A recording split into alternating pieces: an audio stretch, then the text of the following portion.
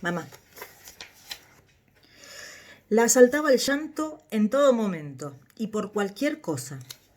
Pero ella no le daba importancia a los síntomas y seguía entretenida en problemas ajenos. Mi esposo, médico al fin, le dijo que posiblemente se tratara de una depresión y le explicó con mucho cuidado que era trabajo para la psiquiatría. Todavía no sé cómo logró convencerla. Mamá, superando todos sus prejuicios, permitió que le hicieran una evaluación psicológica y luego que le destinaran a una profesional de mediana edad a quien le fue relatando semana a semana su pequeña historia. Le recetaron una pastilla milagrosa que le mejoró el carácter. La depresión fue cediendo y el tratamiento la pulverizó. Pero yo estaba intrigada por saber qué pasaba realmente en el diván. No podía imaginar dos cosas más antagónicas que esa vieja asturiana, descreída, y aquella sofisticada discípula de Freud. Un día se lo pregunté directamente. La doctora es muy inteligente y muy comprensiva, me respondió con cautela. ¿Y qué le dice cuando vos le contás todas esas calamidades? A veces se le llenan los ojos de lágrimas. ¿A quién me sorprendí, creyendo haber oído mal? Aquella misma tarde compré este cuaderno, de hojas cuadriculadas y tapadura, y anoté una primera frase.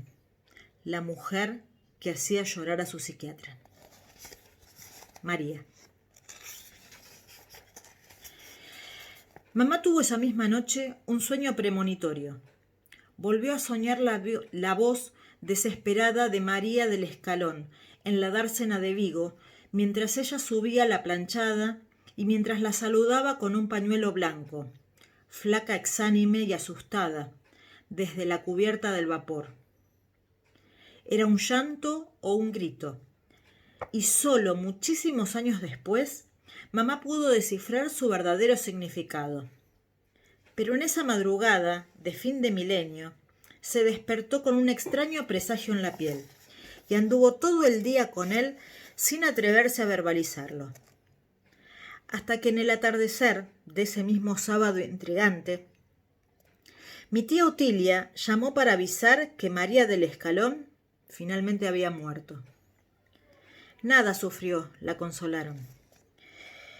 Padecía una demencia senil desde hacía una década. La cuidaban día y noche unas monjitas y simplemente se quedó dormida a punto de cumplir 99 años. Pero mamá se replegó en un dolor íntimo sin estridencias. Y Mimí llamó a papá unos días más tarde para narrarle el entierro. El pueblo estaba lleno de coches, Marcial. La sepultaron allí mismo, detrás de la capilla, en el camposanto. Llovía y llovía como en una película triste. Mi abuela María nació en 1902 y era hija de Manuel, un mozo de estación que trabajaba en Madrid, pero soñaba con Almurfe, aldea chata de 90 casas, carretera, arroyo, prados y poco más, que todavía queda en algún recodo perdido entre los verdes y las montañas de Asturias. Manuel enamoró y preñó a Teresa, la abuela de mamá. Mi bisabuela, para ir por partes, era una mujer alta, delgada y tal vez linda, de cabello largo y gris cerrado en rodete, invariablemente enlutada, falda fruncida negra hasta el suelo, blusa negrísima y delantal negro. Vivía en una casa mediana, cruzando el río, a la que todos llamaban el Escalón. 2 plantas y una cuadra para carnear cerdos y para guardar vacas en inviernos crueles. Teresa se encargaba de la hacienda y del campo, mientras Manuel ganaba algunas pesetas en la ciudad. Pero el mozo se embriagaba y tomaba como un autómata el tren a Asturias, donde llegaba por equivocación durmiendo la mona. Teresa, que pronto lloraría su muerte temprana, lo reprendía, le despabilaba la resaca y lo enviaba de regreso. María del Escalón se dedicaba, como todos, a la tierra. Creció prácticamente iletrada, pero en aguas mestas aprendió a cocinar. En las fiestas regionales, en las peñas y en las bodas, mataban a un ternero y le encomendaban a mi abuela el plato oficial. María era una leyenda en esos y en otros menesteres. Hacía las veces de comadrona, dicen que ayudó en cientos de partos y también que fabricaba en su casa una excelsa morcilla asturiana. Mamá recuerda, con el estómago escandalizado, al cuchillo revolviendo la sangre de cerdo para que no se coagulara, y a mi abuela lavando la tripa en el río y luego labrando la cebolla y la grasa en las anticuadas embutidoras. María vistió toda la vida el mismo uniforme lúgubre que Teresa, pero tenía muy mal genio. Era una mujer introspectiva y seca, y cuando levantaba la voz, crujían los cimientos. Mi padre, muchos años después, la escuchó gritarles una amenaza desde la cama a sus 2 perros asesinos, que ladraban en la fragua. Te juro que al oír a tu abuela, esos perros lloraban de miedo. A los 16 años se dio, sin embargo, a los apuros de su primo hermano y quedó embarazada. Su primo se llamaba José y era el hijo maldito de Gumersindo Díaz, ebanista y genio incomprendido. En la historia jamás escrita de Almurfe quedó escrito que mi bisabuelo era inventor y que creó la imposible fábrica de hacer luz. Quedaba cerca de la carretera, dentro de su carpintería. Sindo cavó un pozo, construyó un dique y una usina, colocó instalaciones en todas las casas y con la fuerza motriz del río iluminó por primera vez ese oscuro villorrio lleno de supersticios y esperanzados. Para algunos era un ángel y para otros un demonio.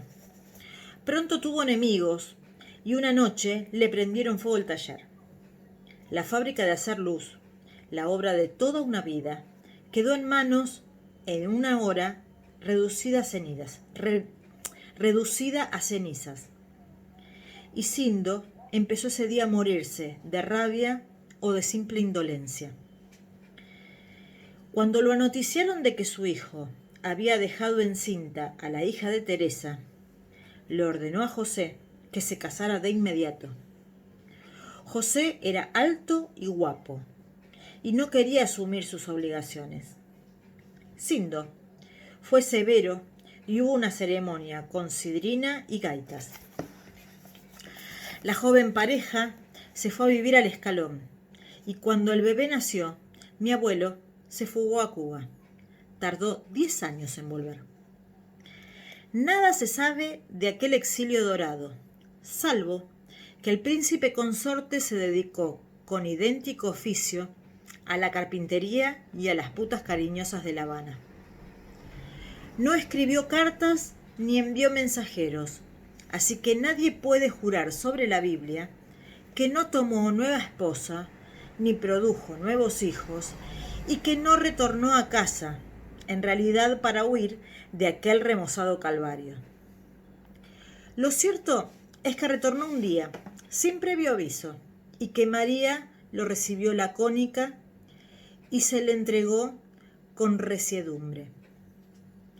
A los 9 meses nació Carmen, y en su primera memoria, su padre estaba siempre de viaje.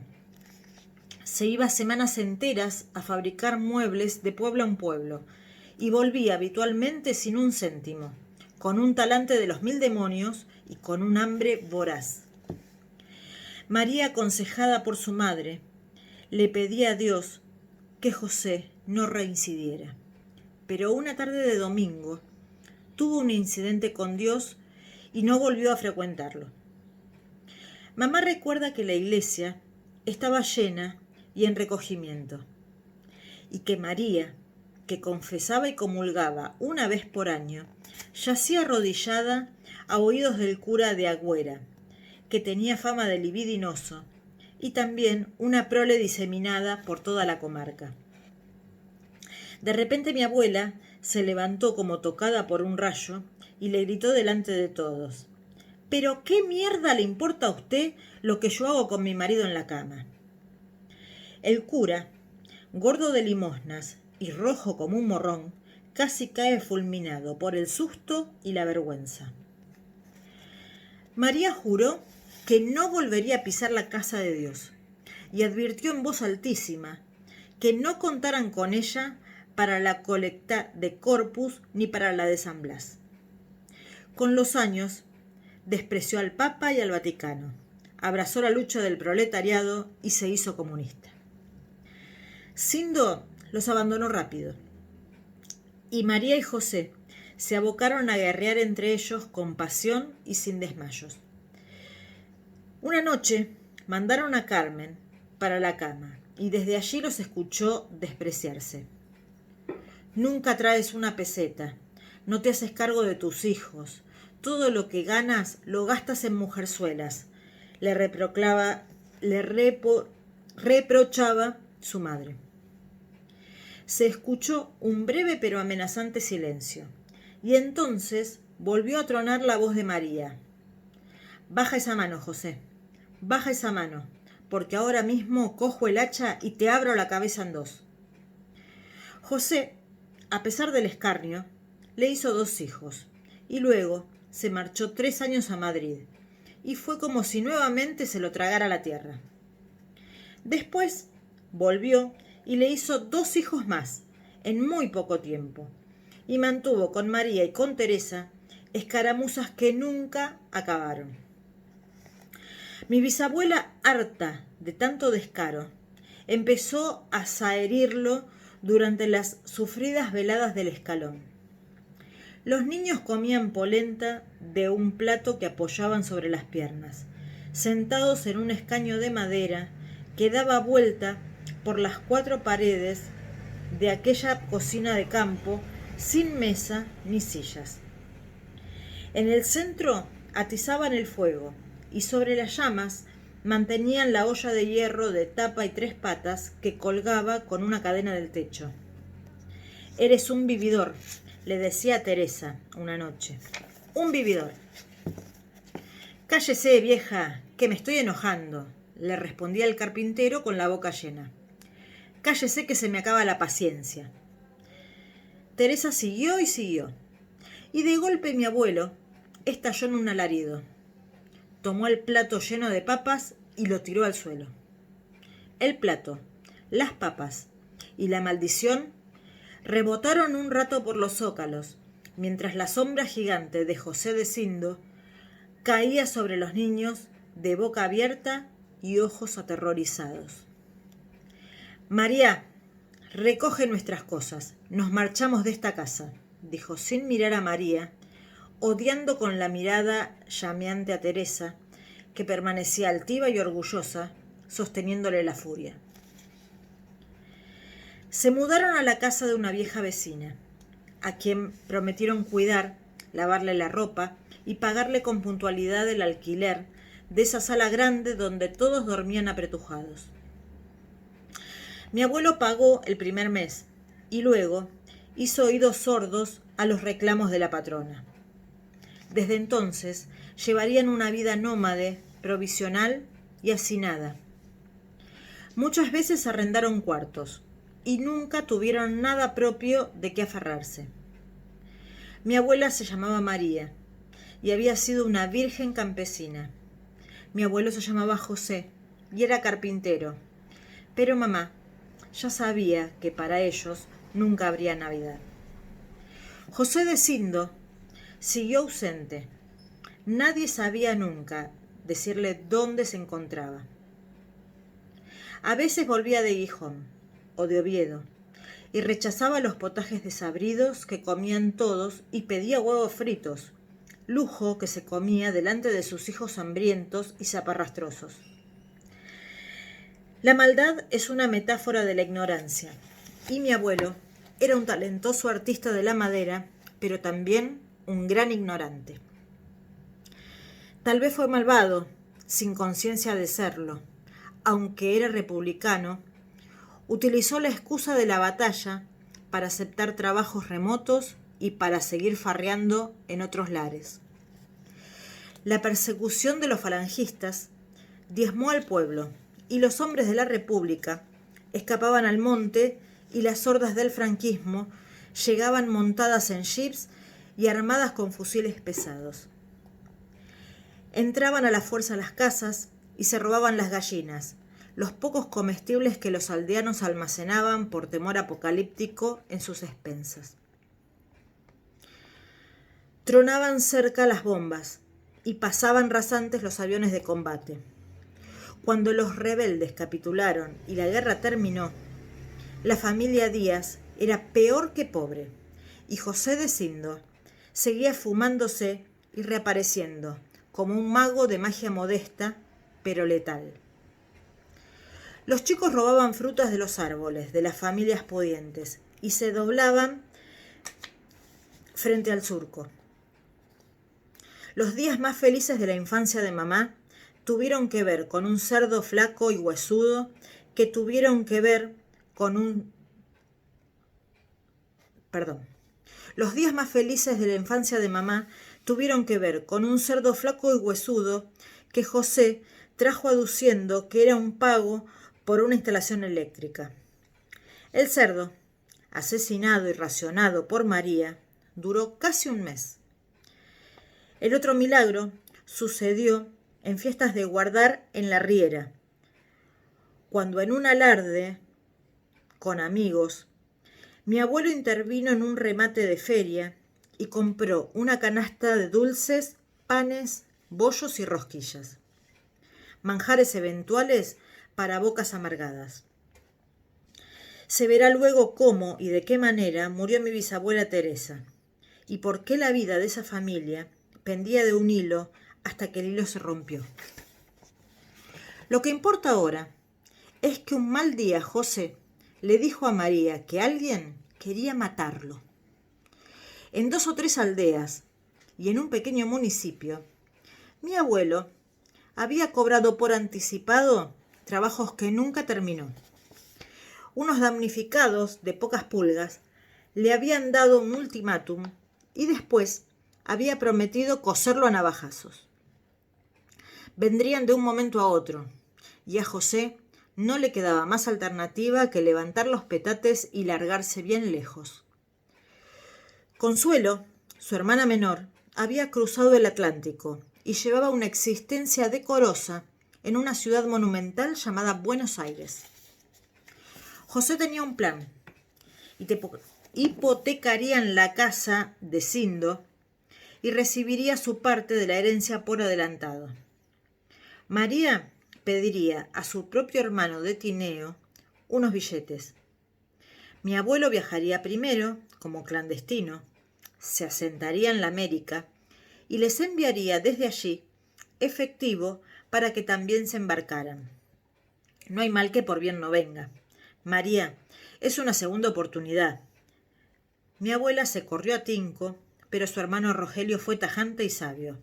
Para ti, todo. Para ese, nada.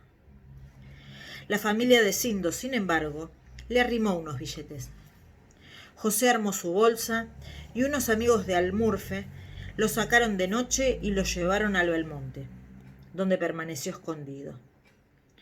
Luego, de noche, viajó a Oviedo y de día a Barcelona y tomó un barco mercante y así fue como salvó por muy poco el cuello. Los meses pasaban y no había noticias. Famélicos y abandonados a la posguerra y al racionamiento, María hacía trabajar a los niños como adultos y como bueyes, y se afanaba porque sobrevivieran a la miseria oscura. Se escribió varias veces con Consuelo, suplicándole que José le pusiera, aunque sea unas líneas, pero los meses fueron pasando y no llegaban ni misivas ni dinero. Al año comprendió que José se había escapado para siempre. Consuelo, una mujer yerma de ojos grises, portera de escuela, culposa y desorientada, frente a la desalmada indiferencia de su propio hermano, le aseguró a María que ella podía dar cobijo a sus hijos, que fuera enviándolos de a poco y que persuadiría a José de levantar el muerto. María eligió a Carmen sin muchos preámbulos. Mamá tenía 15 años y era un renacuajo salvaje, tristón y semianalfabeto, cuando subió la planchada y saludó desde cubierta con su pañuelo blanco. Escuchó el llanto de María del escalón en la dársena de Vigo, pero lo incomprendió. A lo largo de los años fue olvidándolo. Como se sabe, al final, ella sola, y más que sola, quedó atrapada al otro lado del mundo. Y en estos nuevos 20 años de soledad, llegó a resentir la desaprensión y la frialdad de su madre. Le recriminaba en su fuero íntimo haberla enviado alegremente como un paquete y haberla condenado así a las penurias del exilio, hasta que una noche de fiebres soñó con esos gritos desconsolados de aquel puerto neblinoso y entendió por qué al fin que aquella mujer durísima y áspera no estaba cometiendo abandono ni ligereza, sino el más puro y doloroso acto de renuncia, de rescate y de amor. Llegó anémica y casi raquítica a la Argentina. Pesaba 37 kilos y no conocía casi nada que no fuera el ordeñe y la siembra. José vivía y tallaba la madera en los suburbios y respondía a desgano los llamados telefónicos de Consuelo. No tenía tiempo y daba evasivas. Consuelo tomó del brazo a Carmen y subieron a un tren. Mi abuelo dormía en la pieza de un conventillo. Salió en camiseta al patio, el pelo mojado y la cara de siesta interrumpida. «Coño, ¿qué hacéis aquí?», dijo achicando los ojos y poniendo distancia. «Vinimos a verte», le respondió su hermana poniendo el cuerpo. «Mamá pasa mucho hambre», explicó mi mamá, y tragó saliva. El carpintero rechinó los dientes, enrojeció de cólera y despertó a los otros inquilinos con su ronca amenaza. «Si vienes a sacarme dinero, te marchas y no vuelves nunca más», bramó. «¿No entiendes? ¡Nunca más!». Carmen rompió a llorar. Consuelo la tomó de la mano, como a una niñita, y regresaron a Palermo cabizbajas. María no se volvió a casar. Jamás tuvo otro hombre, y vistió de luto hasta el momento de su mismísima muerte. En el medio, la tierra y la recuperación de España la fueron ayudando a salir adelante. Transformó la casa del Escalón en una pensión para obreros estatales de la zona y envió ropa y algo de dinero en encomiendas de ultramar para su niña perdida. En 1968, y en plan de corta visita, Carmen y sus 2 hijos argentinos regresaron a Vigo a bordo de un crucero. Habían pasado 2 décadas de separación, y en el vestíbulo de embarque las 2 mujeres se abrazaron y se derritieron en gritos y en lágrimas, mientras 200 turistas asombrados por el drama les hacían ronda y las aplaudían. 4 años más tarde, a los 70 recién cumplidos, solo y sin un cobre, José de Sindo sufrió una serie de infartos y mamá tuvo que internarlo en un hospital. Amansado por la vejez y los fracasos, el carpintero hizo llegar al pueblo su intención de retomar para morir en Asturias. Mi abuela le escribió una carta a Carmen y le pidió que le leyera a José un pequeño párrafo que le dedicaba. «Ahora que estás viejo y arruinado, ¿querés volver? Si vienes te espero en la curva con la escopeta de caza para matarte de un balazo y tirarte al río. Solo quería que estuvieras bien enterado. A mi abuelo lo encontraron muerto, boca abajo, en la trastienda de su desvencijada carpintería de Boulogne, y mamá tuvo que luchar para que las amantes de los tiempos de la plata dulce y la jarana no se apoderaran de su pensión. Al final le envió a María un retroactivo estimulante, y ella le dijo por teléfono: «No puedo creer que después de 30 años el dinero que prometió tu padre al fin llegará a destino». Mi abuela fue feliz, aunque nunca supo muy bien en qué consistía esa licencia, y siguió sin dar el brazo a torcer y sin comunicar lo que llevaba en el fondo de su corazón de piedra. Mamá la vio por última vez en 1995. Todavía estaba derecha y tenía las manos nudosas y las piernas llenas de varices. Se quejaba del reuma, pero había perdido la razón. A menudo no sabía dónde se encontraba y desconocía a sus propios hijos y nietos. La conciencia le iba y le volvía, y tenía un fatal desconcierto para las nimiedades del presente y una poderosa memoria para los hechos del pasado. Esa tarde última, 5 años antes de volver a soñar aquel patético adiós y de haber presentido a 14.000 kilómetros la muerte calma de su madre, Carmen aprovechó la embriaguez de la demencia como suero de la verdad. Le preguntó un poco en serio y un poco en broma por qué había tenido tanta paciencia con aquel ingrato. María del Escalón, por única y última vez en su vida, abrió la coraza y sonrió. José me perseguía, Carmina. Me perseguía en el monte. Era tan guapo ese hombre y yo lo quería tanto.